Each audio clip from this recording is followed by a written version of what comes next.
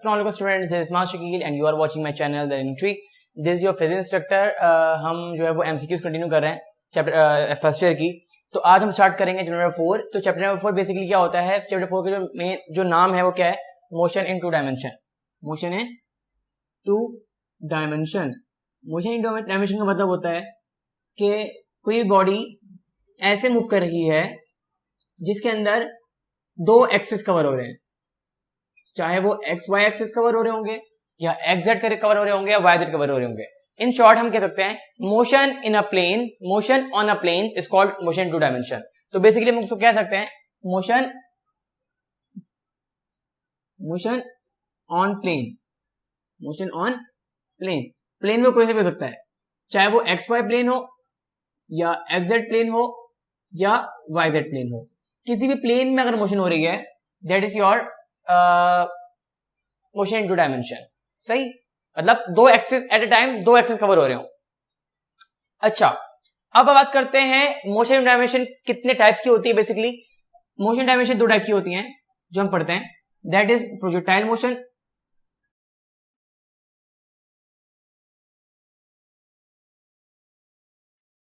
And another one is circular motion.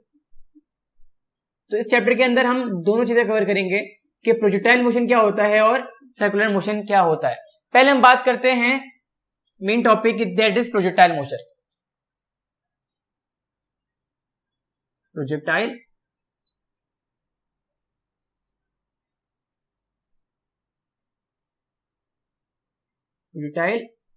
Motion.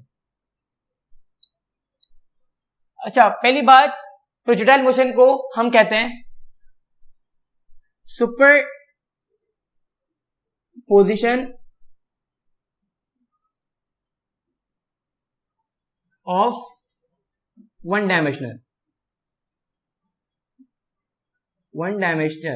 अगर मैं one dimension को सुपर पोजिशन कर दूंगा, मैं मिला दूंगा, मतलब एक्स डायमेंशन को और वाई डायमेंशन मिला दूंगा, तो I will get the projectile motion.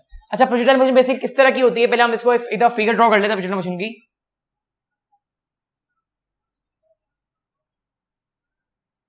समझिएगा, हम क्या करते हैं, आपके पास एक्स एक्सिस है,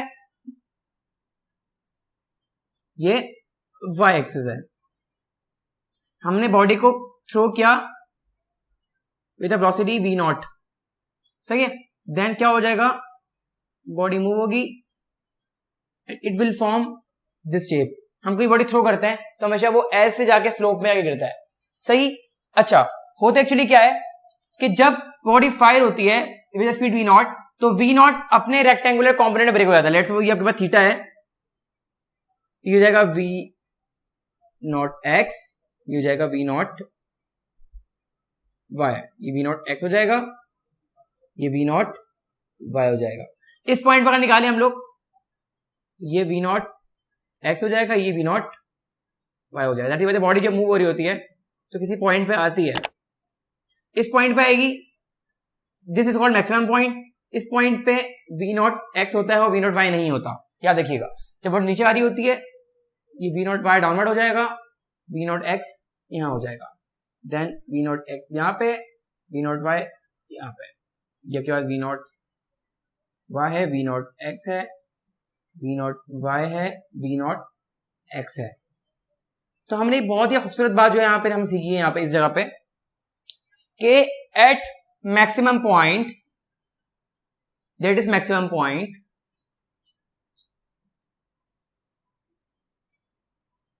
एट मैक्सिमम पॉइंट हमने क्या बात सीखी है इसके अंदर। पहली बात हमने ये सीखी है कि अगर गौर करें कि v not x remain constant through out the motion, v not x remain constant. तो जो आपके बेसिकली जो आपका v नॉट x होता है वो रिमेन कांस्टेंट रहता है। पहली बात, कांस्टेंट का मतलब ये हुआ कि acceleration along x axis will be 0। तो एक ही के अंदर दो एक्सिस कवर हो गए। कभी कभार ये हो सकता है कि आपके पास जो वर्टिकल कंपोनेंट होता है, सॉरी जो हॉरिजॉन्टल कंपोनेंट होता है, वो क्या होता है, बेसिकली वो कांस्टेंट होता है और हॉरिजॉन्टल कंपोनेंट के अंदर वेलोसिटी क्या, एक्सेलरेशन क्या होती है, 0 होती है। दूसरी बात हम ये सीखी, when body moves upward, when body moves upward, the v naught y decreases. The v naught y decreases. जाहिर सी बात है जब बॉडी ऊपर जाती है तो आहिस्ता आहिस्ता आहिस्ता आहिस्ता बॉडी क्या होती है, कम होती है. And at maximum point, at maximum height एक वक्त ऐसा आता है कि v नॉट y कितना हो जाता है, 0 हो जाता है. सही है. एक पॉइंट ऐसा आता है कि v नॉट y यहां पे क्या हो गया, 0 हो गया. अब जब बॉडी नीचे आती है तो v नॉट y दोबारा दोबारा दोबारा इंक्रीज होता है. तो फोर्थ पॉइंट हो जाएगा when body moves downward, when body moves downward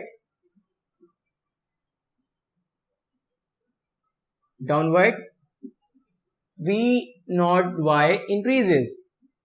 इसका मतलब ये हुआ जब हम बॉडी को थ्रो करते हैं एट सम एंगल, जब बॉडी ऊपर जा रही होती है v not x remain constant through out the motion. बात हम कर रहे हैं v नॉट y की. जब बॉडी ऊपर जा रही होती है तो v नॉट y डिक्रीज हो रहा होता है, but at maximum point v not y 0 हो जाता है. जब बॉडी नीचे आ रहा होता है तो v नॉट y क्या होती है, वापस से इंक्रीज होनी शुरू हो जाती है. इसका मतलब ये हुआ जब बॉडी ऊपर जा रही है v नॉट y डिक्रीज हो रहा है, डिक्रीज हो रहा है. एक maximum point v not y 0 हो गया. फिर जब बॉडी नीचे आती है तो v नॉट y क्या हो जाती है, इंक्रीज हो जाती है. तो हम कह सकते हैं eight the point of strike जो v नॉट y होती है वो मैक्सिमम होती है. Eight the point of strike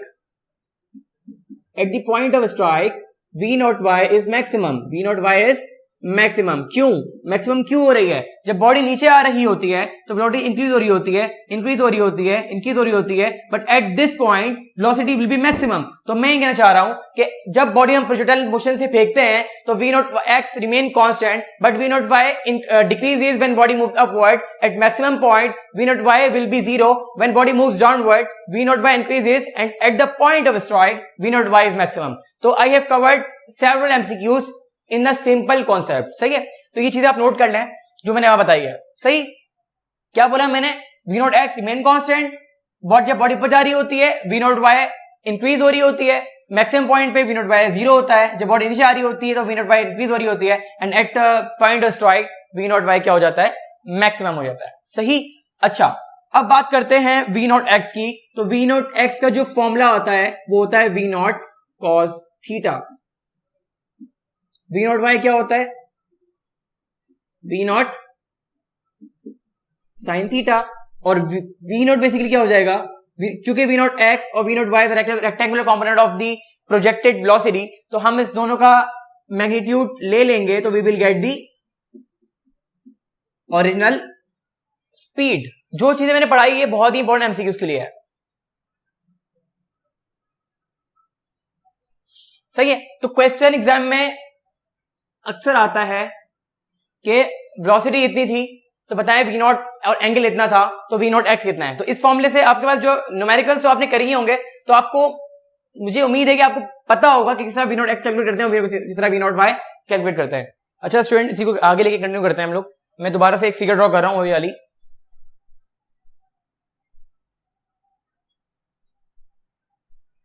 सही. A body is projected with some angle that is v naught at some angle v naught theta. सही. तो it will goes like this. सही. अच्छा, हमेशा याद रखिएगा कि जो आपके पास कर्व होता है वो पैराबोलिक कर्व होता है. ये एग्जाम में पूछा गया है कि जो पाथ होता है प्रोजेक्टाइल मोशन का वो क्या होता है, पैराबोलिक कर्व, पैराबोलिक पाथ होता है. ठीक है. अच्छा, सही है. अच्छा, ये जो पॉइंट है ना, ये वाला पॉइंट, दिस कॉल्ड मैक्सिमम. इसको हम पॉइंट पी कह देते हैं. And the distance is maximum height, that is h. इसको हम कहेंगे रेंज है. क्या कहेंगे इसको, रेंज है. इस पॉइंट पे पहुंचने के लिए जो टाइम चाहिए इसको हम स्मॉल टी कहेंगे, और इस पॉइंट पे पहुंचने के लिए जो टाइम चाहिए उसको कैपिटल टी कहेंगे. तो मैंने यहां पे क्या कहा, मैंने कहा P is maximum point, P is maximum point, H is maximum height,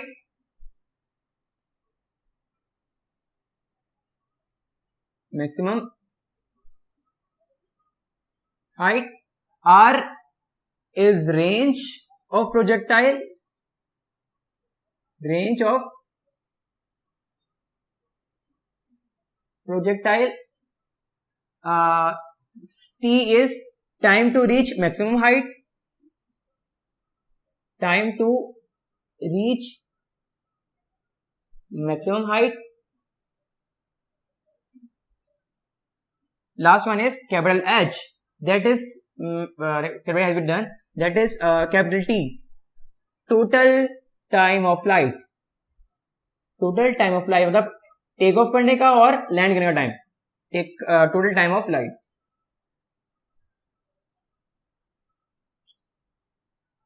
सही. अच्छा,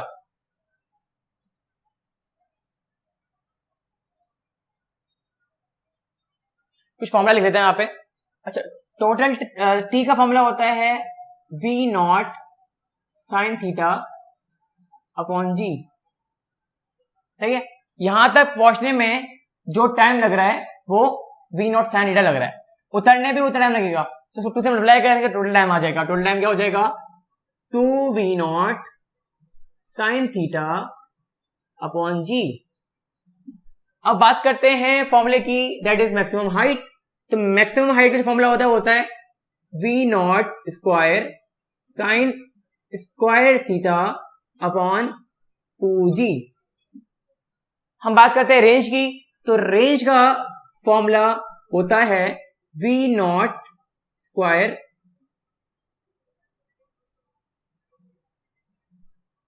साइन 2 थीटा अपॉन जी. ठीक है कि भाई ये फॉर्मूलाज हैं. अच्छा, एक चीज हमेशा याद रखें, मैं जरा उसको बता रहा हूं, बाद में बताऊंगा ये चीज है क्या, उसको आप नोट कर लें यहां पे कि अगर cos थीटा आ रहा हो और आपको मैक्सिमम मैग्नीट्यूड चाहिए, तो उस वक्त जो एंगल होना चाहिए वो 0 होना चाहिए. सही है. सिमिलरली अगर cos आ रहा हो, आपको मिनिमम मैग्नीट्यूड चाहिए, तो एंगल वहां पर क्या होना चाहिए 90 होना चाहिए. इस तरह अगर साइन की बात करें, आपको साइन हो और आपको मैक्सिमम चाहिए हो, तो मैक्सिमम सिनेरियो के अंदर जो आपके पास एंगल होना चाहिए वो होना चाहिए 90 डिग्री, और मिनिमम के लिए एंगल होना चाहिए दैट इज 0 डिग्री. ये बात अभी याद रखिएगा, अभी आगे उसको डिस्कस करते हैं. अच्छा, एग्जाम में एक क्वेश्चन पूछा जाता है, at what angle the range will be maximum. The range will be maximum. अगर आप यहां गौर करें, विल बी मैक्सिमम, चूंकि रेंज का फॉर्मूला क्या होता है, रेंज का फॉर्मूला होता है r is equal to v not square sine 2 theta upon 2g. मैंने एक बात कही थी कि मैक्सिमम रेंज, मैक्सिमम वैल्यू निकालनी है. अगर साइन का केस हो और मैक्सिमम वैल्यू निकालनी हो, इसका मतलब है एंगल शुड बी 90 डिग्री. इसका मतलब ये होगा कि ये अगर जो एंगल है, जो कि ये पूरा एंगल है, इसको 90 होना पड़ेगा. क्या होना पड़ेगा 90 होना पड़ेगा. इसका मतलब ये हुआ for maximum scenario 2 theta should be 90. 2 theta will be 90. तो what will be theta? Theta will be 45 degree. तो ये क्वेश्चन पूछा जाता है अक्सर कि at what angle the range will be maximum. तो at 45 degree the range will be maximum. एक और चीज पूछी जाती है कि जब मैक्सिमम रेंज होगा तो उस वक्त फॉर्मूला क्या बनेगा. तो मैक्सिमम रेंज में फॉर्मूला क्या होगा, फॉर्मूला ये होता है, तो 2 थीटा की जगह मैं 90 लगा दूंगा, तो ये हो जाएगा v not square sign 90 upon g. तो r मैक्सिमम आ जाएगा, साइन 90 होता है 1, तो r मैक्सिमम आ जाएगा v not square upon g. ये फॉर्मूला बनता है for maximum range, for maximum range. ये पहली बात. दूसरी बात पूछते हैं, बात नहीं नोट करते जाइएगा, लिखते जाइएगा. दूसरे पूछते हैं, अगर हमें if at what two angles, at what two angles, जिसको हम θ1 और θ2 कह देते हैं, the range will be same, the range will be same. ये पूछना चाह रहा है कि ऐसे कौन से दो एंगल्स होंगे जिसके अंदर रेंज क्या होगा, सेम होगा। मतलब ऐसे कौन से दो एंगल हैं जिस पे मैं रेंज निकालूं तो दोनों का रेंज क्या आ जाएगा, सेम आ जाएगा। तो इसका आंसर होता है कि कोई दो एंगल ऐसे हैं अगर जिसको ऐड करने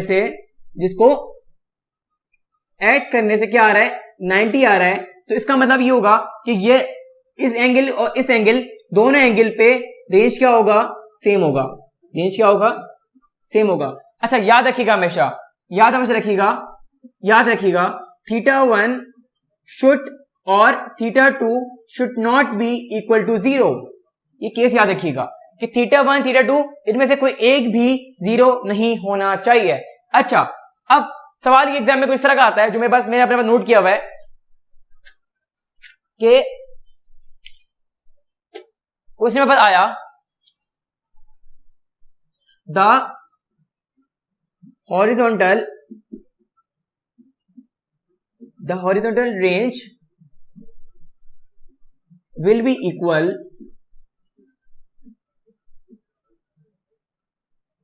for the following two angles, for the following two angles। मुझसे पूछा गया कि फॉलोइंग टू एंगल्स के अंदर जो आपके पास जो रेंज है वो क्या होता है, सेम होता है। आपके पास जो ऑप्शन दिए हुए थे, पहला ऑप्शन था 0,90, दूसरा ऑप्शन था 60,30, तीसरा ऑप्शन था 45,60 और आपके पास चौथा एंगल था लेट्स से तो कह लेते हैं हम लोग 70,30।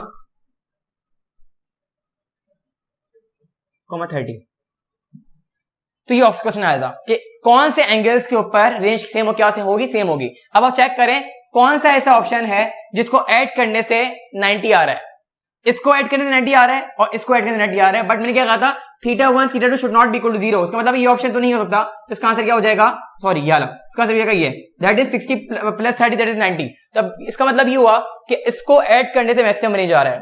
और बात वक्त ये पूछा जाता है कि अगर कोई प्रोजेक्टाइल 60 डिग्री से प्रोजेक्टेड हुआ है, सही है, उसका रेंज XYZ रेंज आया उसका, सही है। अब मुझे ये जानना है कि मैं ऐसे कौन से एंगल से फेंकूं तो तब भी रेंज क्या आ जाए, सेम आ जाए। तो 60 है, इसका मतलब है जो दूसरी एंगल होगा वो 30 होगा, सही है। तो अगर 30 से फेंकूंगा तो रेंज क्या आ जाएगा, सेम आ जाएगा। तो हमेशा देखिएगा ये केस याद रखिए, बहुत ज्यादा इंपॉर्टेंट केस है एमसीक्यूज के लिए। अच्छा जो मैं पढ़ा रहा हूं ना कॉन्सेप्ट्स, वो ऐसा कोई कॉन्सेप्ट नहीं है जो बेकार कॉन्सेप्ट्स है। All concepts have the own importance, सही है। तो अभी 42 मार्क्स के एमसीक्यूज आ रहे हैं, तो 42 मार्क्स के अंदर ये होगा कि हर चैप्टर से 4 से 5 न्यूमेरिकल 42 एमसीक्यूज हैं, तो हर चैप्टर से 4 से 5 एमसीक्यूज आएंगे। अब एमसीक्यूज के आने के चांसेस बहुत ज्यादा हो रहे हैं, तो you have to cover all the concepts related to the reduce syllabus, related to the smart syllabus, ताकि इसको आप कवर कर सको, सही है। नाउ स्टूडेंट्स हम इसको कंटिन्यू करते हैं। अच्छा आपके पास, आप पहले ये देखें, हमें पहले निकालना है रिलेशन बिटवीन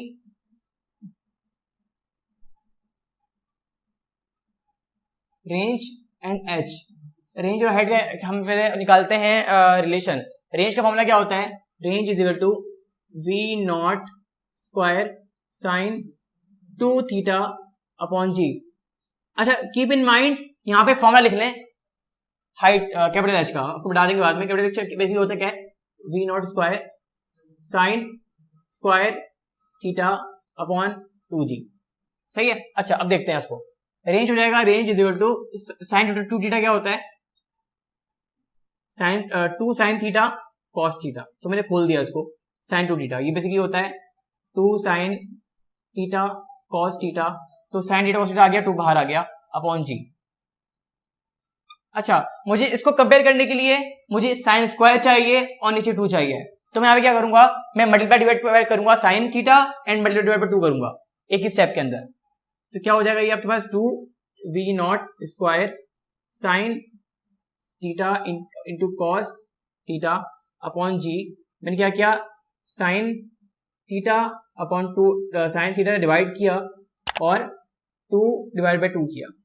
सही है। ये क्या हो जाएगा, ये कुछ इस तरह का हो जाएगा, ये साइन जाके से मल्टीप्लाई हो जाएगा और ये 2 जाके से मल्टीप्लाई हो जाएगा। तो ये हो जाएगा 4, उसको अलग कर लेते हैं फिलहाल, अभी इसको अभी नहीं लिखते हैं, उसको 4 हो जाएगा। ये हो जाएगा v0 square sine square theta.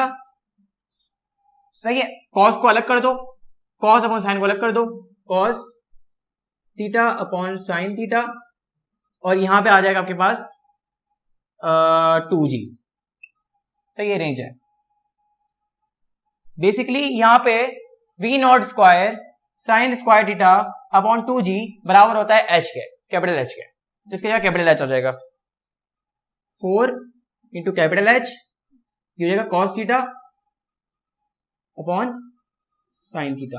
अब क्या करते हैं, sign theta upon cos theta को वहां ले जाता है, तो ये हो जाएगा r into sine theta upon cos theta is equal to 4h, और sine theta upon cos theta क्या होता है, r that is tan theta, तो r tan theta is equal to 4h। तो जो बेसिकली ये फॉर्मूला बन गया हाइट का और रेंज का, उसको बोलेंगे relation between capital H and R। तो एग्जाम में बाज़ औक़ात ये क्वेश्चन पूछा जाता है कि हाइट और रेंज का आपस में लिंक क्या है, तो you don't need to drive the formula, just memorise this formula, then the r tan theta is equal to 4h। ठीक है, अच्छा आगे बढ़ते हैं। वो पूछता है कि at what angle the range and height are equal, the range and height are equal, कि ऐसा कौन सा एंगल है जिसके अंदर रेट और हाइट क्या होता है, बराबर हो जाता है। तो लिंक याद रखें, दिस इज अ लिंक, तो लिंक लिखें यहां पे। लिंक क्या है, r tan theta is equal to 4h। सही है, 4 को डिवाइड कर देंगे, हो जाएगा r tan theta upon 4 into h is equal to h। इसका मतलब ये होगा कि मुझे r और h को बराबर करना है। तो आप मैथमेटिक्स स्टूडेंट है, अब यहां गौर करें कि r और h कब बराबर होगा, जब r और h तब बराबर होगा जब tan थीटा अपॉन 4 किसके बराबर हो जाएगा, 1 के बराबर हो जाएगा। 1 इंटू r आ जाएगा। इसका मतलब ये हुआ कि for the equality of range and maximum height it should tan theta upon 4 should be equal to 0। तो ऐसा एंगल निकाल लेता है, ये हो जाएगा 1 4 हो जाएगा यहाँ पे, ये tan theta is equal to 4 theta is equal to tan inverse 4। तो इसका आंसर ये भी हो सकता है। बाज़ औक़ात एमसीक्यू में इस तरह पूछा गया है कि जब अगर रेंज और हाइट बराबर होंगे उस वक्त एंगल क्या होगा, तो ऑप्शन पे कभी कभार ये पूछा गया है। और अगर इसको न्यूमेरिक फॉर्म में लेके आ जाएंगे तो रेंज थीटा आपके पास आ जाएगा 76 डिग्री। तो हमेशा देखिएगा कि 76 डिग्री पे रेंज और हाइट आपस में क्या होते हैं, बराबर होते हैं।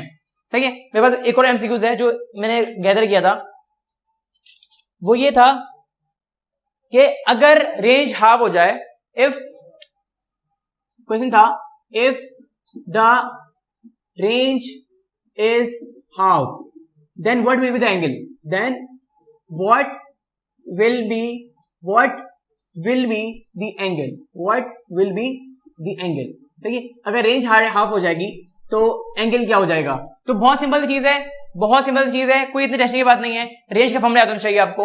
तो रेंज का फॉर्मूला क्या होता है, range is equal to v0 square sine 2 theta upon g। इसका मतलब ये हुआ कि range is directly proportional to sine 2 theta. Range is directly proportional to sine 2 theta if range is half. समझिएगा, इफ रेंज इज हाफ, चूंकि ये directly proportional है तो साइन 2 थीटा भी क्या हो जाएगा, हाफ हो जाएगा। मेरी बात पकड़िए जरा, मैं क्या बोलना चाह रहा हूं। मैंने कहा कि रेंज और साइन 2 थीटा आपस में डायरेक्टली प्रोपोर्शनल है। अगर रेंज हाफ हो जाएगा तो डायरेक्टली जो है वो साइन 2 थीटा भी क्या हो जाएगा, हाफ हो जाएगा। क्यों हाफ हो जाएगा, क्योंकि मैंने कहा कि range is directly proportional to sine 2 theta. तो अगर रेंज हाफ हो गया तो साइन 2 थीटा भी क्या हो जाएगा, हाफ हो जाएगा। तो यहाँ पे एंगल निकाल लें आप। तो एंगल क्या हो जाएगा यहाँ पे, 2 theta is equal to sine inverse 1/2 and sine inverse 1/2 इज 30 डिग्री। तो angle will be 15 degree.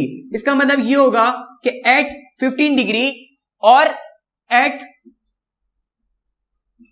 75 degree the range will be half. क्यों कह रहा हूं मैं? क्योंकि मुझे पता है कि 15 पे जो है रेंज होगा, 75 पे वही रेंज होगा, 75 प्लस मतलब 90। तो बाज़ औक़ात एमसीक्यूज के अंदर कभी कभी ये ऑप्शन दिया जाता है, कभी कभी ये ऑप्शन दिया जाता है, कि कभी कभी दोनों ऑप्शन दिए जाते हैं। तो हमेशा याद रखिएगा 15 डिग्रीज पे और 75 डिग्रीज पे एंगल क्या होता है, रेंज क्या होता है, हाफ हो जाता है। तो that will be follow the range. सही है, अब समझ में आ गई मुझे। तो इस तरह जो ये लिंक निकाल सकते हैं आप। सही है, जैसे अगर मैं बात करूं हाइट की, तो हाइट की अगर मैं बात करूंगा तो height it's directly proportional to the sine square theta.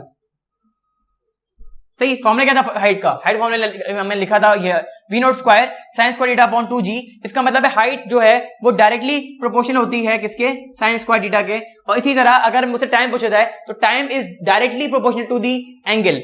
अच्छा, एक एमसीक्यूज मैंने जो है वो एग्जाम में देखा था आपके पास पेपर्स के अंदर, कि उन्होंने पूछा कि अगर एयर रेजिस्टेंस ना होती या एयर रेजिस्टेंस होती तो उस वक्त टाइम पीरियड पे क्या इफेक्ट पड़ेगा। तो मैं सिंपल से पूछूंगा, एयर रेजिस्टेंस क्या होता है? Resistance to the motion. सही, एयर रेजिस्टेंस क्या करता है? बॉडी को हवा में मूव में रोकता है। अगर मैं बोलूंगा भाई मैंने बॉडी फेंकी है हवा में और एयर रेजिस्टेंस नहीं है, तो एयर रेजिस्टेंस क्या हो जाएगा? तो बॉडी नीचे नहीं आ पाएगी।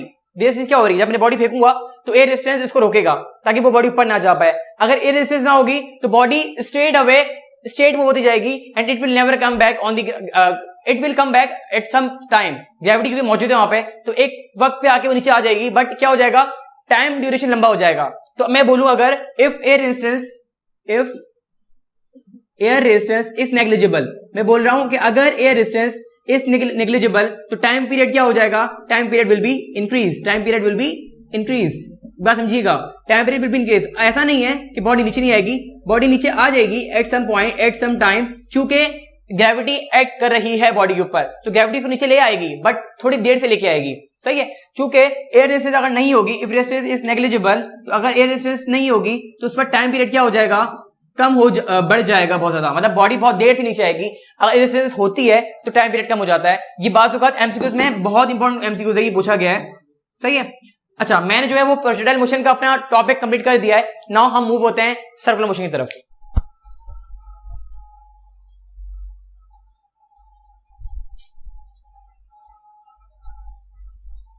अच्छा student, move to the another topic that is circular motion. Circular motion that is uniform circular motion. Uniform circular motion, बहुत छोटी छोटी बातें इसके अंदर मौजूद है जो कि एग्जाम में पूछी जा सकती है। यूनिफॉर्म सर्कुलर मोशन बेसिकली क्या होता है कि एक बॉडी होती है जो कि अपने यूनिफॉर्मली अपने सर्कल के अंदर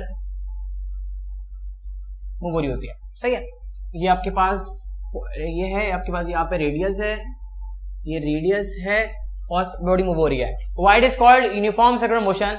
कि जो इसकी वेलोसिटी होती है, दिस इज टेंजेंशियल वेलोसिटी। ये जो वेलोसिटी होती है बेसिकली, वेलोसिटी तो वेरिएबल होती है, वेलोसिटी तो वेरिएबल होती है, मतलब चेंज होती रहती है, but speed remain constant. Speed remain constant. Speed remain constant का मतलब ये होगा कि इसका मतलब ये होगा कि वेलोसिटी वेरिएबल क्यों है? क्योंकि velocity is a vector quantity.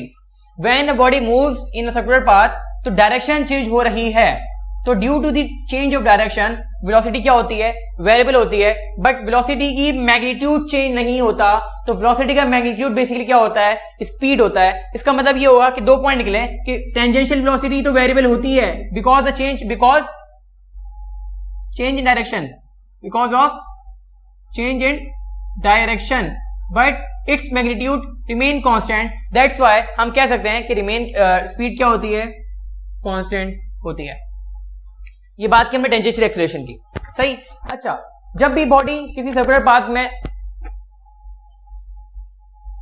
अच्छा कोई बॉडी सर्कुलर पाथ में मूव होती है तो हमेशा याद रखिएगा एक एक्सेलरेशन टुवर्ड द सेंटर लगती है, एक एक्सेलरेशन टुवर्ड द सेंटर लगती है इस जगह पे।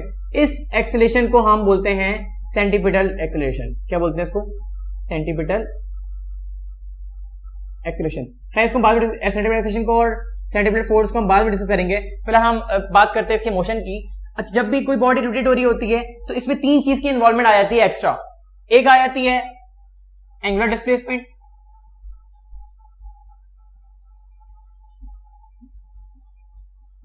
एक आ जाता है एंगुलर वेलोसिटी, और तीसरी आ जाती है angular acceleration. What is mean by angular? When a body moves in a circular path, three dimensions जो है वो आ जाती हैं। कौन कौन सी? एंगुलर डिस्प्लेसमेंट, एंगुलर वेलोसिटी और एंगुलर एक्सेलरेशन। अब पढ़ते हैं एंगुलर डिस्प्लेसमेंट क्या होती है। एंगुलर डिस्प्लेसमेंट बेसिकली क्या होती है? When a body is moving in circular path, body यहां थी, यहां से यहां पे आ गई है, सही है। तो जो ये डिस्टेंस कवर किया इसको हम बोलेंगे एस, इसको हम डिस्प्लेसमेंट कहेंगे, जो कि सिंपल डिस्प्लेसमेंट है। बट बॉडी ने जितना एंगुलरली मूव हुआ है, दिस इज एंगुलर डिस्प्लेसमेंट। तो एंगुलर डिस्प्लेसमेंट को हम थीटा से डिनोट करते हैं और इसका फॉर्मूला बनता है S is equal to R theta. और थीटा बेसिकली ये होता है एंगुलर डिस्प्लेसमेंट और इसका यूनिट होता है रेडियन, सही है। इसका मतलब ये होगा कि चूंकि रेडियस कांस्टेंट है, इसका मतलब जो होगा वो एस जो है वो डायरेक्टली प्रोपोर्शनल है थीटा के, कि जितना रोटेशन होगी डिस्टेंस भी उतना कवर होगा। That is your angular displacement. अब बात करते हैं एंगुलर वेलोसिटी की। एंगुलर वेलोसिटी क्या होती है?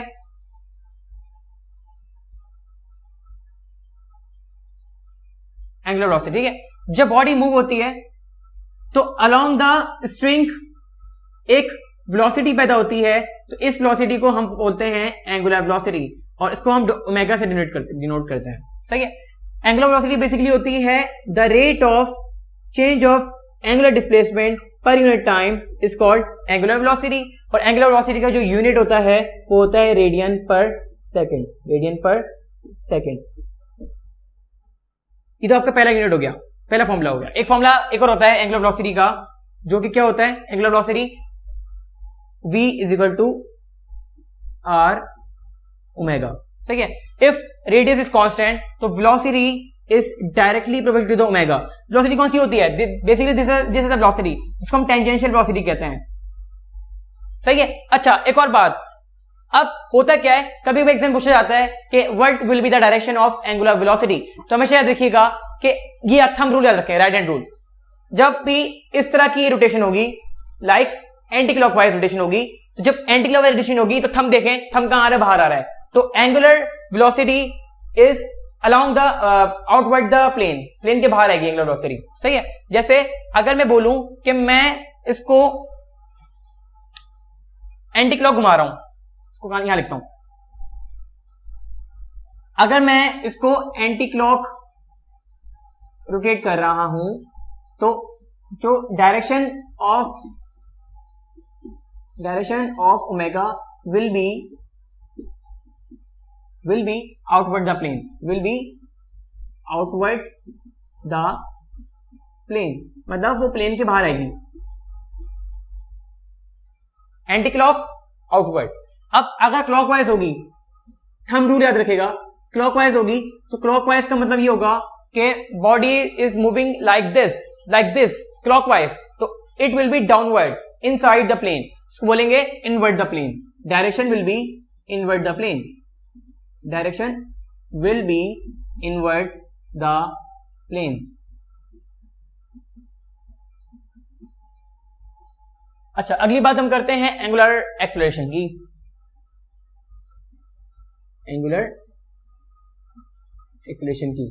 अच्छा, एंगुलर एक्सेलरेशन जब भी बॉडी रोटेट होती है तो वहां पे एक्सेलरेशन पैदा होती है, that is called angular acceleration. और एंगुलर एक्सेलरेशन बेसिकली क्या होता है?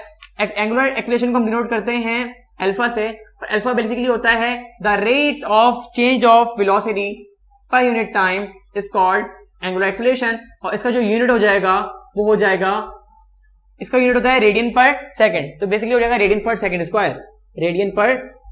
Square.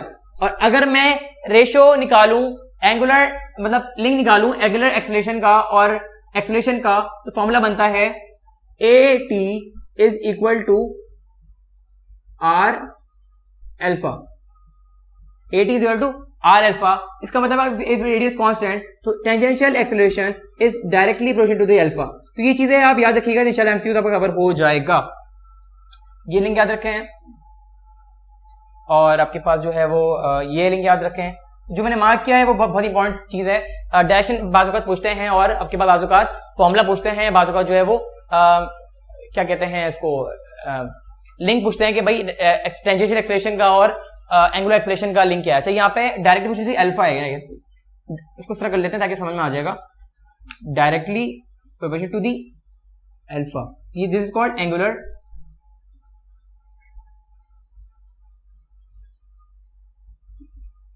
acceleration. Now students, we have last topic, that is centripetal acceleration, centripetal acceleration and force, centripetal acceleration and force, centripetal acceleration and force. अच्छा, when a body moves in a circular path, सही है, like समझ लें कि मैंने एक string ली, उस पे पत्थर बांधा है and I start rotating it, तो इस तरह का शेप बनेगा। तो ये बेसिकली स्ट्रिंग है। तो जो अलोंग दी स्ट्रिंग फोर्स लगती है, इसको हम सेंटीपिटल फोर्स कहते हैं। क्या कहते हैं इसको? सेंटीपिटल फोर्स कहते हैं। और न्यूटन सेकंड लॉ कहता है if there is a force there is an acceleration, ठीक है। If there is an force the acceleration is produced in the same direction, तो इसका मतलब है इसी डायरेक्शन के ऊपर सेंटीपिटल एक्सेलरेशन भी जो है वो क्रिएट होगा, और दिस इज सेंटीपिटल एक्सेलरेशन, उसको हम क्या बोलेंगे? Centripetal acceleration. सेंटीपिटल एक्सेलरेशन हमेशा याद रखिएगा। जो और जाहिर सी बात है किसी वेलोसिटी से मूव होता है, किसी वेलोसिटी से मूव हो रहा है, तो जो सेंटीपिटल एक्सेलरेशन होती है वो डायरेक्टली प्रोपोर्शनल होती है वेलोसिटी के स्क्वायर के, और जो सेंटीपिटल एक्सेलरेशन है वो इनवर्सली प्रोपोर्शनल होती है रेडियस के स्क्वायर के। कैसे पता चला मुझे? क्योंकि फॉर्मूला आपने ड्राइव किया हुआ है, AC is equal to V square upon R, V square upon R। ये फॉर्मूला याद है आपको? यकीन याद होगा, अपने फॉर्मूला जो है वो यूज किया हुआ है। इसका मतलब ये हुआ कि centripetal acceleration is directly proportional to V square and centripetal acceleration is inversely proportional to the radius. सही है, आपके पास सेंटीपिटल एक्सेलरेशन है। अब बात करते हैं फोर्स की, दैट इज FC। फोर्स बराबर होता है MAC के, और M ये रहा, AC कितना है? V square upon R। तो फॉर्मूला बन जाएगा FC is equal to MV square upon R। इसका मतलब ये हुआ कि सेंटीपिटल फोर्स भी डायरेक्टली प्रोपोर्शनल होती है वेलोसिटी के स्क्वायर के, और सेंटीपिटल फोर्स जो है वो इनवर्सली प्रोपोर्शनल होती है रेडियस के स्क्वायर के। अच्छा, AC का फॉर्मूला होता है, AC का फॉर्मूला होता है आपके पास, क्या लिख देता हूं मैं? AC is equal to 4 pi R square upon T square.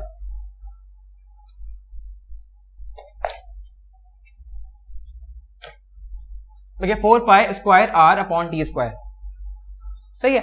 T is the time period. Time period, what is time period? The time required to make complete revolution is called time period. तो ये होता है basically time required to make complete revolution. इसका मतलब ये होगा कि चूंकि ये पूरा कांस्टेंट है, तो AC is direct inversely proportional to the time period square. तो ये हमेशा लिंक याद रखें कि अगर सेंटीपिटल एक्सेलरेशन डबल हो जाएगी तो अगर टाइम पीरियड डबल हो जाएगा, सेंटीपिटल एक्सेलरेशन 4 टाइम्स क्या हो जाएगी? डिक्रीज हो जाएगी। तो इससे ये लिंक याद रखेगा, सही है। अच्छा जी, अगर हम बात करें FC हो गया आपके पास, सेंटीपिटल एक्सेलरेशन हो गया।